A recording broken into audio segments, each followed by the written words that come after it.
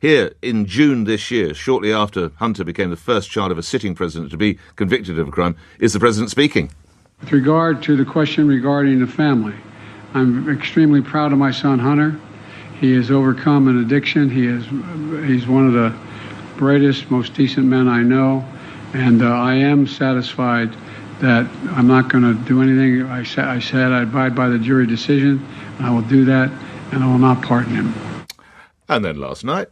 Good evening. We are coming on the air with breaking news tonight. President Biden has made a decision to pardon his son Hunter ahead of the transfer of power to President-elect Donald Trump. Now, these are the charges to which Hunter Biden pleaded guilty. It was tax charges as well as guilty of being an illegal drug user in possession of a gun. All right. Chandel Summit is US political commentator and attorney joining us from Atlanta. Do you have a sense, Chandel, what sort of sentences might the president's son have been looking at? Morning to you.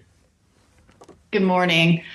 I think that the potential sentences range from 0 to 10 years with a likelihood of about 12 to 16 months under the sentencing guidelines for these particular charges. Biden has pardoned his son Hunter, despite previously saying he would not interfere with the Justice Department's decisions. Hunter Biden was convicted earlier this year of illegally buying a gun and lying about his drug use, as well as tax evasion.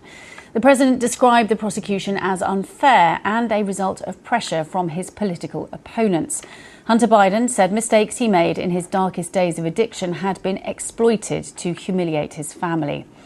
Donald Trump has called the pardon an abuse and a miscarriage of President justice. Joe Biden has issued an official pardon for his son Hunter, who was facing jail time for federal gun and tax convictions. The charges will be terminated once the pardon enters the official court proceedings. The political classes will have their own view.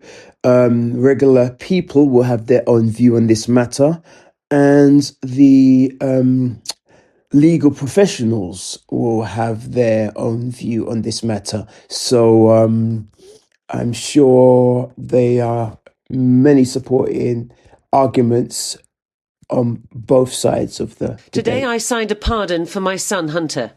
From the day I took office, I said I would not interfere with the Justice Department's decision-making, and I kept my word, even as I've watched my son being selectively and unfairly prosecuted. But now it is full clemency for Hunter Biden over criminal convictions in 2 cases. One where he lied about his drugs use when purchasing a gun, and the second for tax fraud, both of which could have seen him jailed in sentencing later this month.